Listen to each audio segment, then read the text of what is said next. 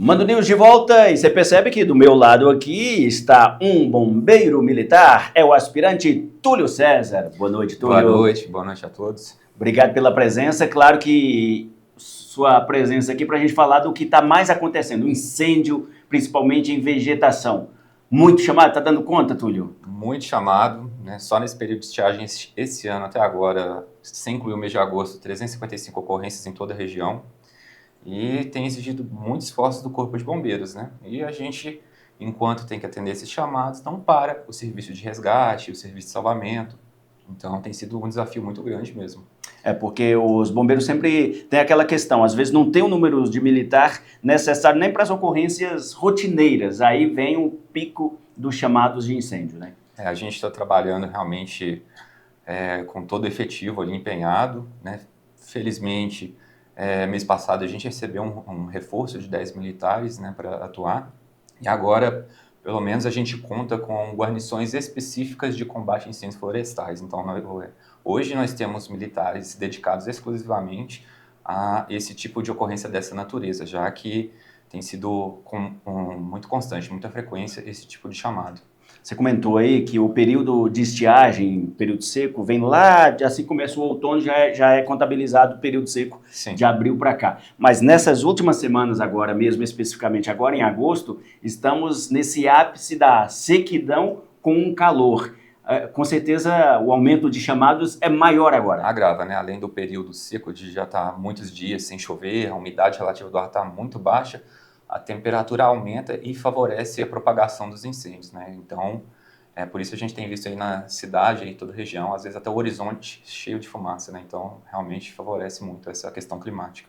E que tipo de chamado que está acontecendo nesses últimos dias agora? Os incêndios acontecem em quais locais?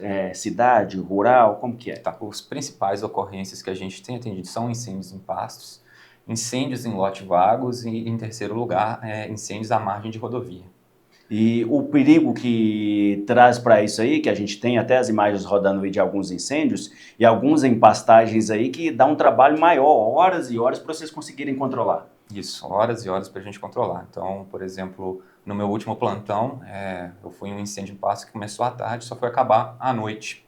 Aqui Né? perto da DIC 2 ali. Não, foi no município de Borda da Mata. A gente atende toda a região, né? E quase todos os incêndios que a gente atende têm causa humana. Esse foi um acidente que o proprietário da região disse que começou porque alguém pôs fogo em uma caixa de abelha que estava num pasto e não ficou vigiando, saiu. E acabou destruindo hectares, inclusive atingindo uma parte de um cafezal. Então, além dos prejuízos ao meio ambiente, tem um prejuízo econômico, tem um prejuízo à saúde humana, né? Então, é bem problemático mesmo. E como você acabou de dizer aí, Túlio César, essa questão humana mesmo. Na maioria das vezes, o sem querer, alguma medida ali que a pessoa acha que está sob controle, não vai estar. Exatamente. Então, incêndios em vegetação é um crime, são crimes. Então, não pensem que dá para controlar, ainda mais com o tempo que a gente está, baixa umidade relativa do ar, altas temperaturas, né, com a onda de calor que a gente tem agora. Não controla, não é recomendável achar que vai conseguir controlar. Tem aquelas situações que a pessoa, principalmente o trabalhador rural, que acha que pode fazer um aceiro para fazer uma limpeza, uma queimada. Isso também não é recomendado hoje. Não é recomendado de forma alguma, também é um crime ambiental, então não é a melhor forma. Inclusive, dos incêndios em lote vagos que a gente combate aqui no município, muita gente faz querendo limpar o próprio lote, mas também configura o crime. A prefeitura pode multar o proprietário do lote nesses casos. É uma situação muito crítica mesmo. E a gente fala também da fauna. Tem a imagem aí que a gente recebeu de um espectador, leitor do Terra do Mandu, o Juan Nunes, que enviou pra gente de um lobo-guará chegando na cidade, que foi ali na região do Costinha, ele estava vindo em direção ao Morumbi. Acontece isso, os animais vão fugindo. Então é muito comum animais silvestres virem para a cidade. A gente também tem um grande chamado de animais, por exemplo, cobras que entram na residência das pessoas, também fugindo de incêndios florestais. Eu já atendi incêndio também de uma cachorrinha de cachorrinha de rua que teve os filhotinhos em um lote vago e teve um incêndio nesse lote vago, ela perdeu toda a ninhada de filhotes, então tem essa perda de vidas também de animais, né? Então traz esses prejuízos também.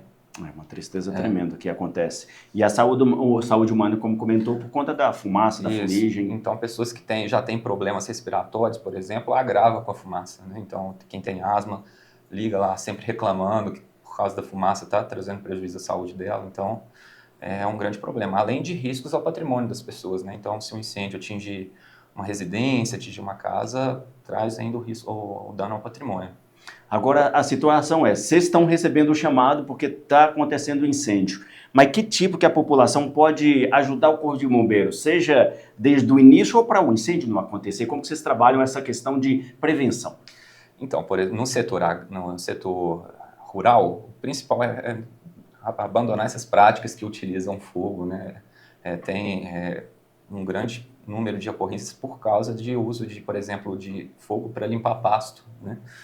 Dentro da cidade, quem, por exemplo, é proprietário de lote, manter o lote limpo sem o uso de fogo.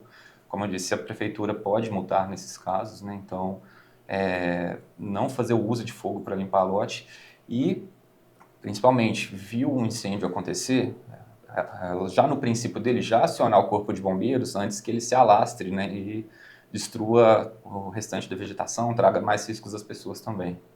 Essa preocupação grande é esse alastrar do fogo que, como o entorno está todo seco, pode alastrar facilmente e um perigo danado também é chegar nas residências, rede elétrica, né? Então, acontece, né? Infelizmente, ele traz esse prejuízo às pessoas, né? Tanto o prejuízo patrimonial, às vezes pode ficar sem luz por alguns tempos por atingir a rede elétrica, infelizmente acontece. Esse alerta seus aí de tempo seco vai ficar até quando, Túlio? Então, já tem a previsão de uma frente fria para chegar recentemente, mas a nossa operação com dedicação exclusiva de guarnições para combate a incêndios florestais vai até outubro. E nesse período aí você estava mencionando, só para voltar no número lá, mais de 300 chamados só na 7ª companhia que é de Pouso Alegre. Só na 7ª companhia, todos os municípios que a gente atende aqui na região, incluindo os municípios dos pelotões de Extrema e de Itajubá. E em Minas Gerais, no período do ano passado, foi quanto mesmo? Só no período de estiagem ano passado foi aproximadamente 12.500 incêndios. E esse ano, até agora, já está em 8.500 aproximadamente. E a gente tem mais 2 meses, pelo menos, aí de tempo seco ainda, né? Até outubro, sim. Então tem que ficar muito alerta e esse detalhe que foi passado aí para o aspirante do Corpo de Bombeiros aqui, para as pessoas evitarem as queimadas. Túlio César, obrigado por falar com a gente aqui no Mando News. Valeu. À disposição. Valeu demais.